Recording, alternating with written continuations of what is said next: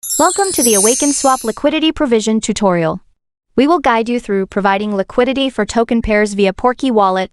Please make sure you have installed the Portkey Wallet and are ready with your cryptocurrency.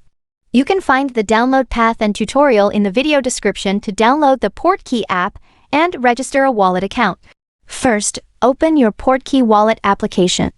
In Portkey Wallet, tap on the Discover interface and then tap on AwakenSwap to enter the homepage. On the AwakenSwap homepage, search for the token pair you wish to add liquidity to. This video will use the Acorns ELF token pair as an example. Select the Acorns ELF token pair and enter. Click Buy or Sell to enter the trading interface. And then, tap the Add Liquidity button at the top right corner.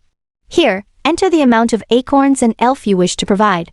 You can start by clicking Approve Acorns to approve AwakenSwap to use your token. Then click on Approve ELF, confirm the transaction details, then tap Confirm to complete the authorization. Please follow the prompts on the screen to complete the verification, and click on Supply. Once the authorization is complete, your liquidity will be added to the pool. Tap the Portfolio button at the top right corner of the screen.